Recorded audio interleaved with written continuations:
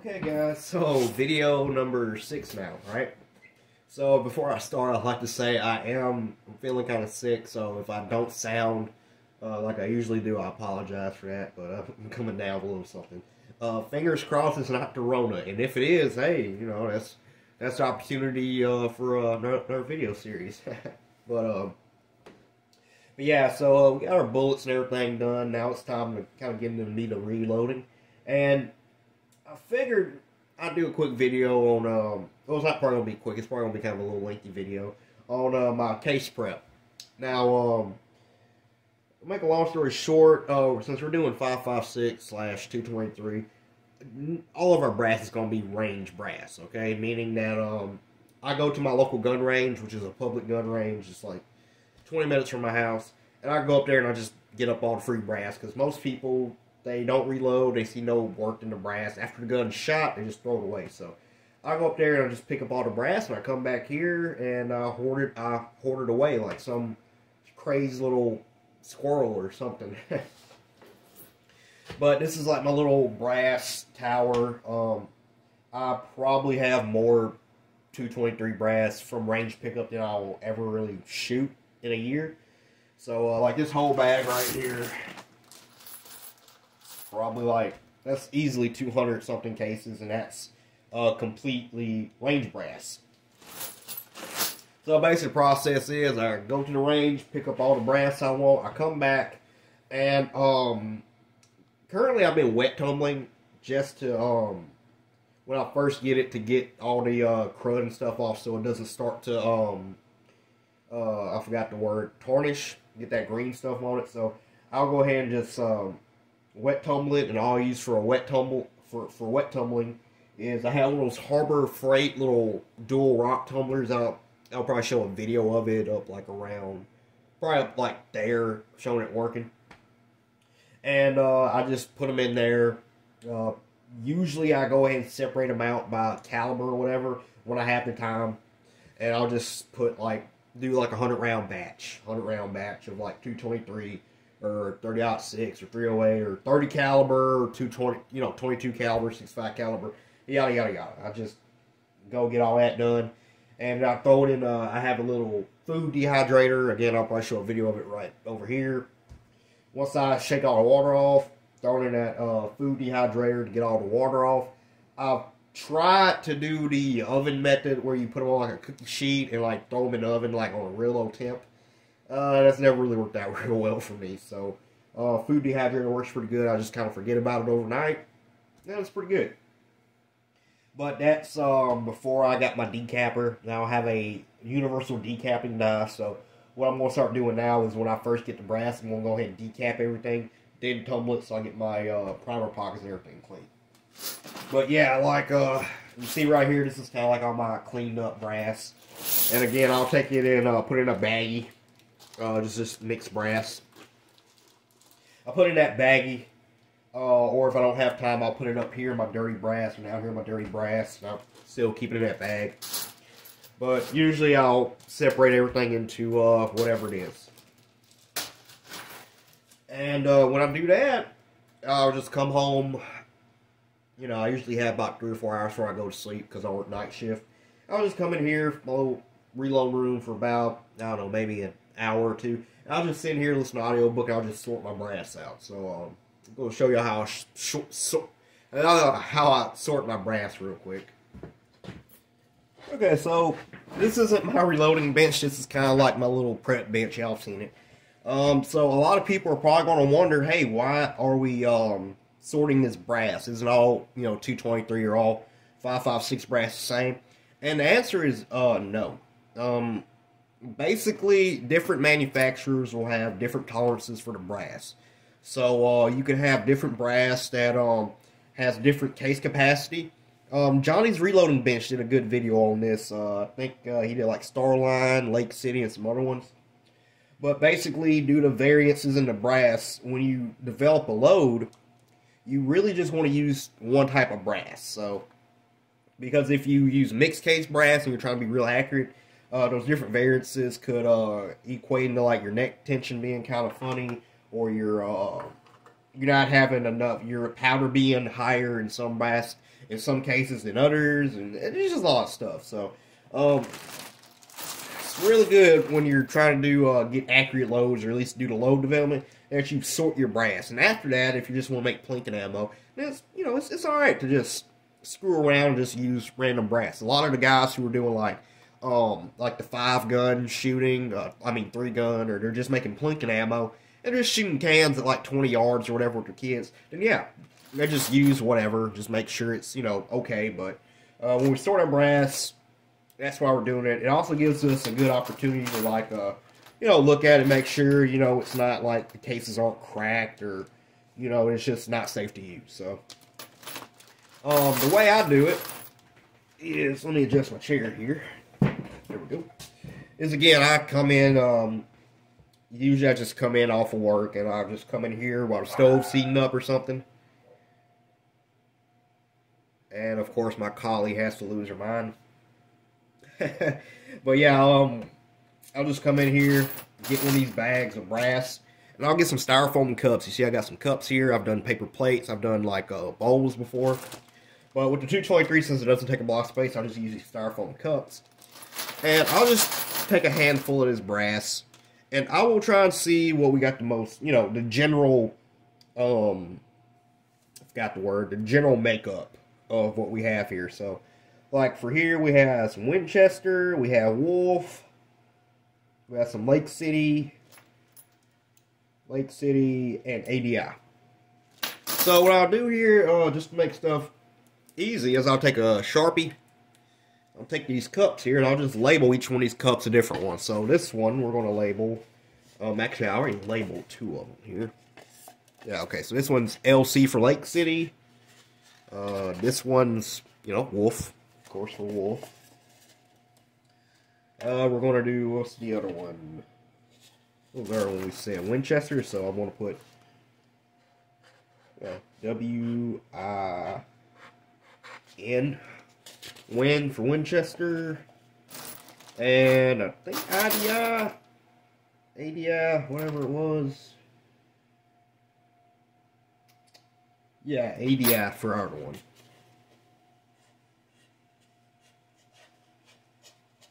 Yeah. And all I'm going to do here is I'm just going to sit here, take a handful of brass. It seems like it's going to take forever, but again, I do this. This is kind of a relaxing deal to me.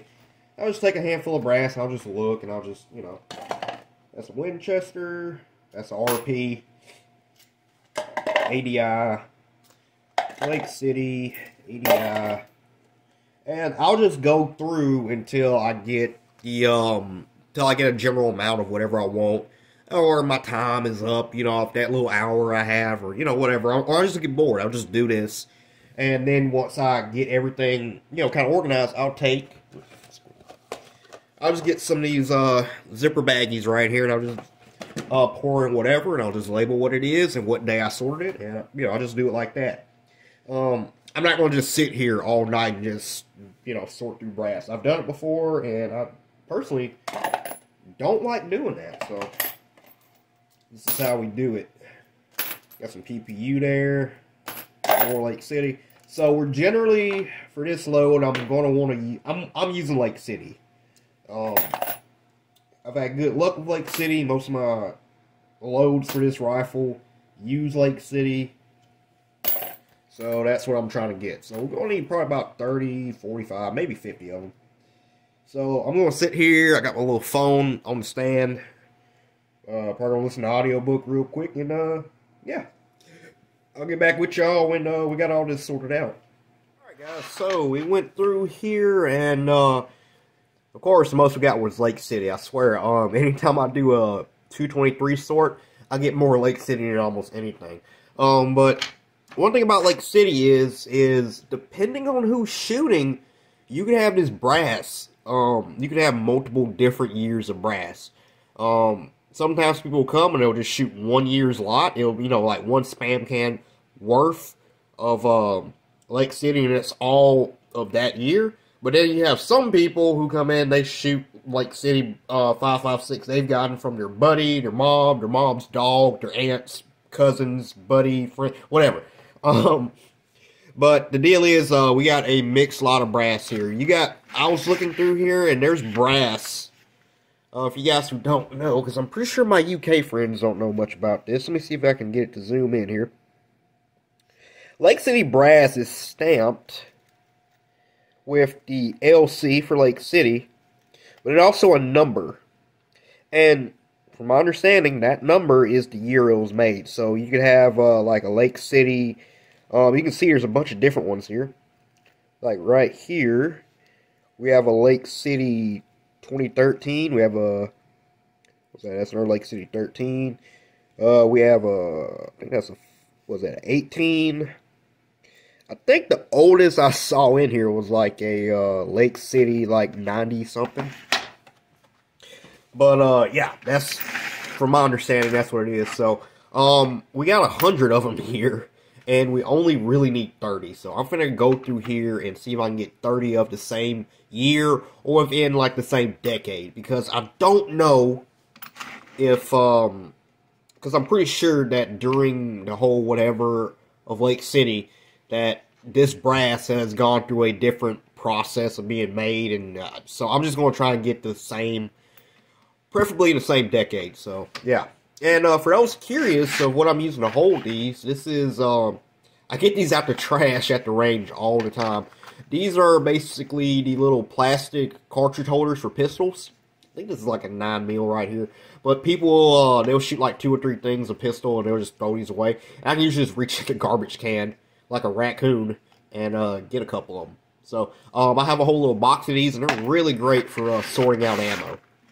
I forgot who said about that, but ever since I learned about that, I've always just picked these up when I got a chance. So I'm going to go through here real quick and just try and get like the same decades worth of brass. Just one more thing to try and make sure we're being, you know, precise, quote unquote. So I'm going to do that real quick and I'll be back with y'all.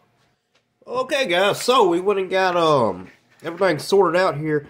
Everything in this tray, all 50 of these, are within a decade of each other. So, I think the newest one I have here is like a 2018, and the oldest is like a 2012. There's just not enough in here for me to get a, you know, a single set. So, we're going to try within the decade here. I think it's going to look good. These have been wet tumbled, by the way, with Let Me Shine and brass pins. So that's why they're so shiny for range brass. So got 50 of these right here. That should be more than enough for our test. We got the rest of them. This is going to be just random stuff. But what we got to do next is we got to size all these. We got to decap, full length size, and trim them.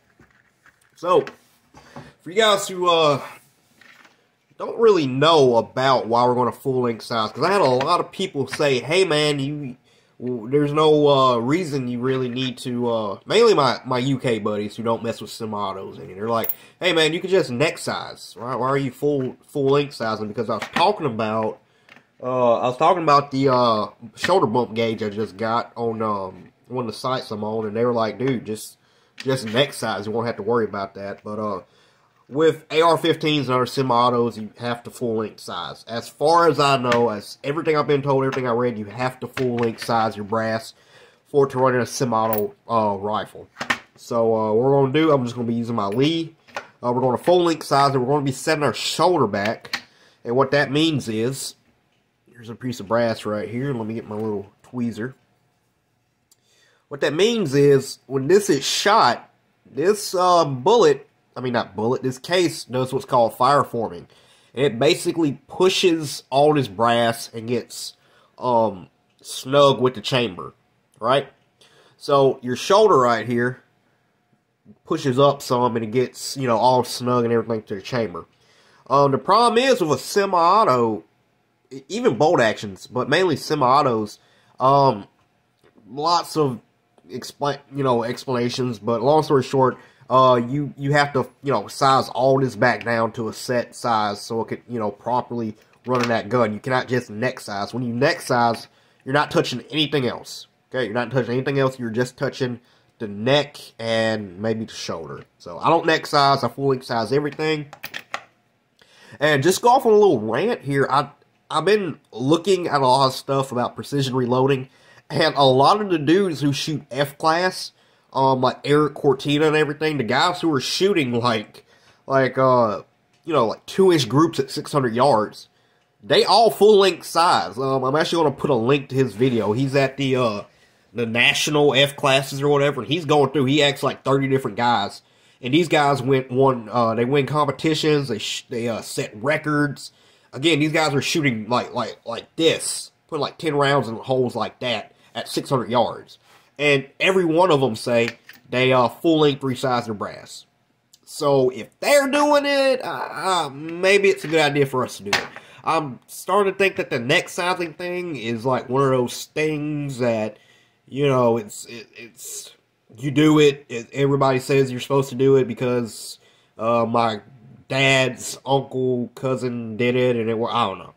But we're full length resizing this brass.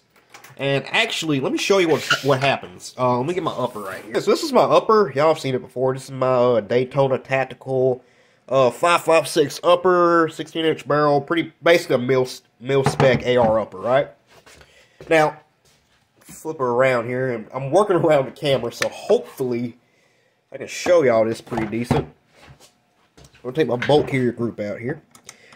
I want to show y'all, see, this is how it should chamber, right? You should be able to press your bolt in with like little to no force, right? I may have exerted like a couple ounces of force and it just pops in, right? That's how it's supposed to be with a loaded round. Okay, with a full-length size piece of brass. Now, this is a unfired piece of brass, right? I mean, well, that's an unsized piece of brass. So we're going to set this guy back in here. Set our bolt carrier group back in here. And I'm going to try and chamber this piece of brass here. Now, I'm not the best at explaining this, guys. I'm learning with you guys and everything, but I'm trying to get my kind of difficult here because I have to get my piece of brass. Got the little extractor lip. Let me see if it'll focus here. Got a little extractor lip right here, and I got to get the brass, you know, kind of up under there and locked into place like that. So it's that's why it's a little difficult here. Again, I'm showing this. I know a lot of guys in the U.S. this is like whatever, but again, I got guys from like the U.K. and stuff who watch this, and this is pretty new to them. So trying to be a little explanatory here. Get that over there. God dog. Alright, there we go. And now we're going to try and get her in here. This needs to be completely flush back here. Okay, that needs to flush out. And with this unsized piece of brass, you can't flush it back because it's conformed to a different chamber, and you can't. So that's why we have to resize it. Let me see if I can get it out. And you end up with stuck cases like this one's kind of stuck right now. Okay. Let me get a piece of size brass I have lying around here. Okay, so got a piece of brass here that I just resized, full length resized all the way down. And I bumped that shoulder back, I think 4 thousandths. Let's see here, my bump gauge here. Hold up. Make sure this round is on here. Yeah, we're at 4 thousandths. We're just going to chamber her in here. And this one's covered in freaking lube, so it's kind of harder to get it in. Yeah, let me yeah, there we go. Now, with that shoulder bump and everything moved back. Hold up. It goes in pretty decent now. See, I can actually put it back, but I'm using a little more force. So, there we go. Don't have as many problems with stuck cases, but general rule for shoulder bumping is for like your bolt action rifles or your single shots. Your not semi-automatics, you generally bump 1 to 2 thousandths. 3 thousandths is like the max. And then for your semi-automatics, you bump from 3 thousandths to 6 thousandths. So that's what we're finna do with all these. We're finna loop them up, size them, then we're gonna trim them. So let me finish fiddling with this. And we're finna get over here to our sizing die. Okay, guys, so we're back at the little press here. Nothing super fancy, as usual. Got my shell holder in. I'm not finna really go through a whole reloading class because there's enough videos out there that explain everything. There's enough videos. Johnny's reloading bench, Vaughn precision, Panhandle precision, the reloading guy, Full Ed Taco. Go look at those guys because that's who I watch, and I don't feel I'm at the point in my life where I can really explain stuff to people. So long story short is got my die set up here. I'm going to put a link to how I learned to set it up. I got my die set up here to bump my shoulder back around 4.5 to 5 thousandths, right? That's kind of a general area. That's not the exact, but it gives me something to put in my notes and to kind of know where I want my die, where I want my die to keep giving me that number. So, a lot of people will decap the brass, then clean it, then full length resize it. Me, I'm just gonna full length resize it, decap it all in one go. So, what I use to lube my brass up with is the RCBS case lube pad. A lot of people say, hey man, you should try the aerosols to make your own lanolin and stuff. And I've tried the one shot. This is still like a full can of one shot from like a year ago. I've tried it.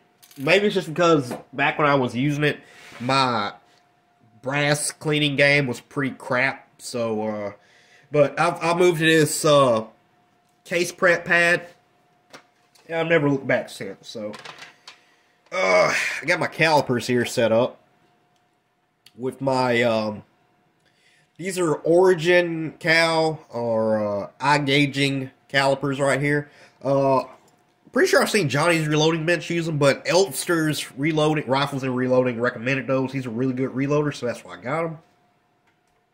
But I'm going to be using that to see where my bump is. So, well, really, I need to kind of. If I'm going to show you that, let me take this die out real quick and put in my decapping. So this right here is my Lee Universal Decapping Die. As you see, it's literally just a pin. All this thing is used for is for knocking the primer out of your brass. So I'm just going to screw her on in. I got this thing preset. And what we're going to do to set our shoulder bump gauge, again, I'm going to put a link in the in the description to Eric Cortina's video. He has a much better video explaining how to do it. But kind of what I do is first of all, I want to knock the primer out with this, because I don't want a primer on the bottom, okay, because the primer can throw off our measurements. So I'm going to take this out now. And this, again, this decapping die doesn't do anything except remove that primer. It doesn't resize or anything. So here's my full-length resizing die. It's a Lee. Where's the marking on it? There's the Lee right there. El Cheapo. And I already got this thing set kind of good. So we're just going to put this back down about where I want it. See if I can remember right where about I had it. Alright. Alright there. Okay. So, this right here is what's called a Hornady body comparator, right? So, cool little tool. Basically, it's just like the bullet comparator. You get your little thing right here, and then you get these inserts for each different caliber, or your general calibers. And basically lets you measure how much shoulder bump you get. So, what I'm going to do here is, since I just, this is our virgin or whatever brass, our unmodified brass, I'm going to stick her on in here. Just going to kind of see what we got here. I'm trying to zero it out. I'm just going to kind of rotate a little bit, make sure it's zeroed. And then I'm going to zero it out on that brass, okay? Then I'm going to lube my brass up right here. RCBS lube pad. Should get a little on the neck right there. Really make sure you get it good so we get a good full length size. Got a sticker on in there. And you would start out with this, you know, backed out some and kind of work your way down, but you want to make sure she gets in there real good. When my C-clamp came on. I got to fix that. That's the first time that's happened in a while. Let's see here. As you can kind of see there, see if the camera will focus. You can kind of see where that neck's been moved a little bit. Now, if you remember, we had it set on 0. Then we put it back in here. Try to make sure our base is flush. Put it back in here. You see, we got a -30. I'm kind of moving around a little bit.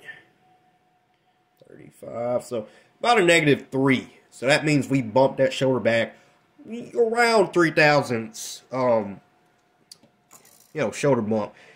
And I got mine backed out a little bit, so I'm going to kind of push mine up a little more, and that should give us around that 4, because my gun, just playing around, my gun seems like a 4 thousandths shoulder bump or and above. But I'm not trying to work my brass too much. I'm trying to make my brass last pretty decent. So, see here. Yep. Okay, now a little bit gave me about a 4, and that was chambered in my gun pretty good. I might bump up to a 5, but again, I'm trying not to work my brass too much. So, with that being said, my die is set up now, and I can just kind of motor on through all these, put my headphones back in, and yeah. I just take about 5 at a time. A lot of people say the case lube method is really slow, but for the amount of them I do, for the amount of brass I do, I prefer doing this method. I feel it works better. I'm just going to get back up in here. Okay.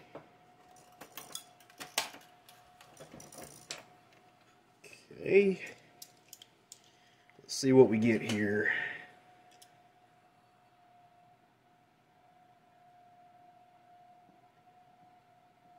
Yep. Right around 5. I do run my gun dirty a lot. I end up getting dust in it. It rides around a, you know, 4-wheeler a lot, so that 5 should be good for in case we get dust or something. So yeah.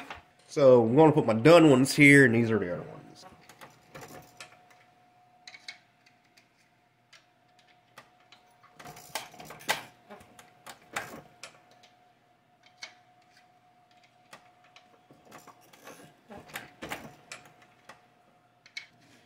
Alright guys, so we got everything. We got all 50 of them here, all resized, and bumped our shoulders back. So yeah, next thing we gotta do is we gotta go through here, we gotta trim them out, and clean the necks out real quick, and then cut these, I forgot what they're called, the primer pockets out. So I'm gonna move back over to the air bench and do that real quick. Hey guys, so next thing we're finna do here is we gotta trim all our brass up. Again, it's a pretty simple deal. We gotta trim our brass to make sure it's not too long and make sure it'll chamber. So, just checking. We went and zeroed our calipers out here again. This is one of the ones we just resized. Just gonna try and check it here. Reading 17580. Okay. Now, this is one of those things where, you know, your trim length that's just one of those set things you look at in a book. So, it's not really a rifle deal. So, we're finna open up our handy-dandy reload manual here. And we're going to use 5.56 NATO chambering. And our max case length here is 1760. So, we're about 2 thousandths over then probably on most of this brass. So we gotta trim it.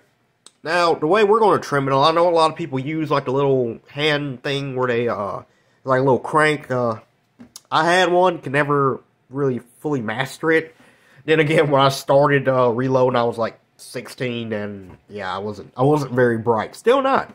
But what I use is one of these little deals, Lyman. This is one of the Lyman ones for 223. It's a pilot cutter. Basically, you get one of these little dealios here, one of these little pilots for each bullet diameter. And you're going to have a shell holder. I got to get my shell holder here. But basically, this goes into your cutter here. This is just a brass cutter. We're going to put our... Sorry guys, my brain is not working, but we're going to put our shell holder on top of here. It's going to tighten up to our brass. This is going to go in. We're going to chuck this in a drill. We're going to go in, go through the flash hole, and when we hit the drill up, it's going to trim our brass down to you know, whatever specified thing this is. And this is a general deal, so we don't really need to focus on this too much. So I'm going to do that real quick. Let me get my shell holder and I'll show y'all. Okay, so we're going to take our shell holder here. We're just going to slip it in here. Again, not really a how-to video. I'm just showing y'all what I'm doing here. Okay. You see that little plunger comes up through there like so. And what we're going to do is we're going to take a piece of our brass here. Slide our shell holder. And we're going to tighten her on up. Make sure she's tight. Take our drill. This is just old cheap old drill here.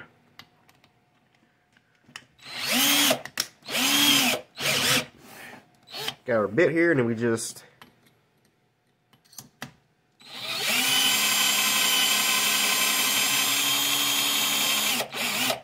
okay. And then we take our little chamfer and deburr tool, because when we cut it, we see it'll focus here.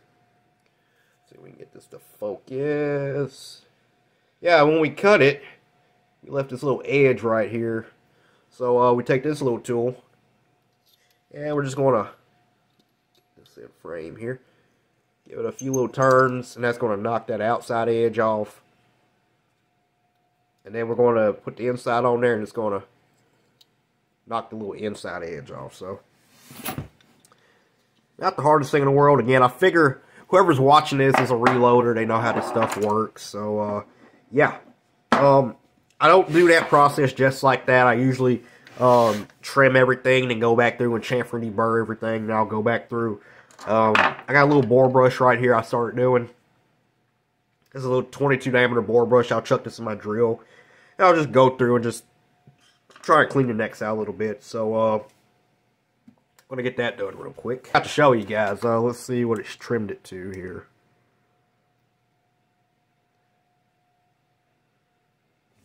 So, 17515, and our target was, yep, 1750.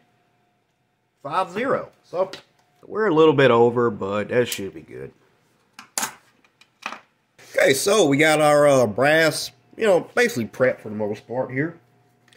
Got it full length resize, shoulder bump back about 4.5, 5 thou. Deprimed, trimmed down to proper length, chamfered and deburred. Now, one more thing we have to do, since this is military mil spec 5.56 brasses, we don't really have to, but it helps with the loading. With the military brass, there is what's called a primer crimp, or a primer bite. It's called different things by different people, but see if you can see it here. You see that little edge right there? That's kind of put in when they put the primer in. That kind of goes over. And since a lot of this is supposed to be military-grade brass, military-grade ammunition, it should not be able to get water in there or anything. Regular factory civilian ammo doesn't do it, but the military brass does. So we gotta cut that out. Now, you can use a lot of things. I've seen people use our little deburring tool. I've seen people use... I've seen people use drill bits. Guys, so far the best thing I've found is this little RCBS. See if it'll focus here. RCBS makes this a little doohickey here. Let's see here. Yeah, it's supposed to go in like a like the Frankfurt Arsenal, the brass prep centers, but you can just chuck it up in a drill. Basically, once you deprime your brass here, you can just take it, goes over your brass here, and it's going to cut that little sucker out, and it's going to bottom itself out on this little deal right here. So, really quick, really easy way to do it. So I'm going to go through these real quick, and after we do this, I'm going to put these, retumble these real quick, because they got the lube all over them. That lube can mess with reload, so I'm going to throw these back in my tumbler, my little, what's it called? Oh, sorry guys, I just had a complete brain fart. But no, when I'm done, I'm finna throw these back in my wet tumbler and, you know, clean all that lube off. Then we're going to dry them. And then we will be ready to load up some bullets. As you see, it's a pretty quick process here. Lots of brass shavings, though.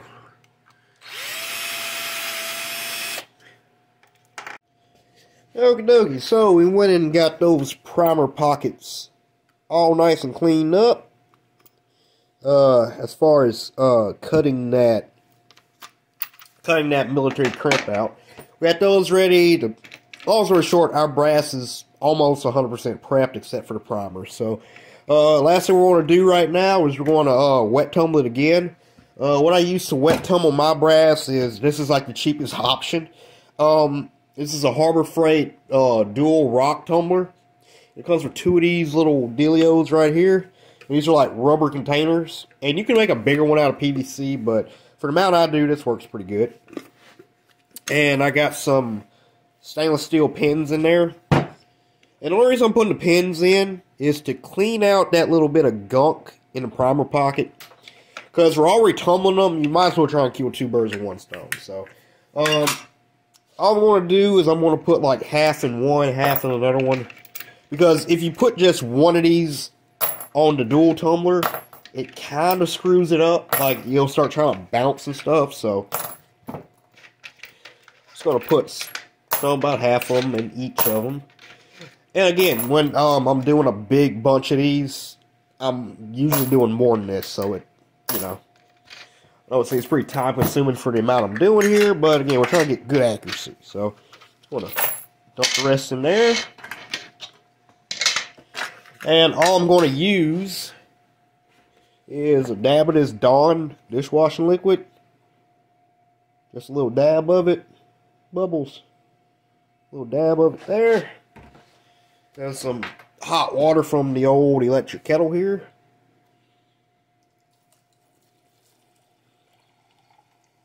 About halfway. This has about a 10-pound limit on it, so I try not to fill it up too much. Okay. And now we'll just put the caps on and get her going. So,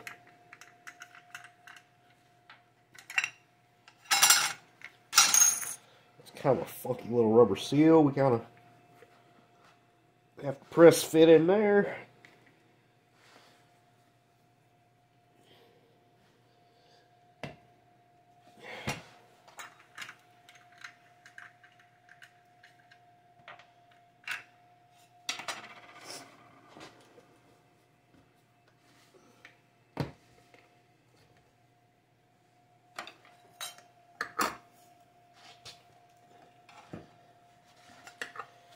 Okay, our washers.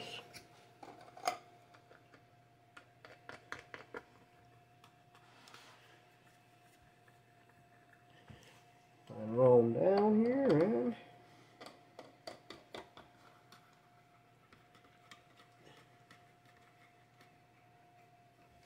there we go. And we're just going to put them in here. And we're probably just going to leave it on here for about an hour. Again, we're just trying to knock all that extra lube off. We're not really trying to clean the brass, you know, like shine it up anymore. So, I'm just going to turn this little girl on and just kind of forget about it for an hour. So, you guys, here we go. Got our beautiful little pieces of brass here all shined up. So, it's looking pretty good there. Now, we just got them on a dehydrator. This is just a real cheap Presto food dehydrator I got from Walmart.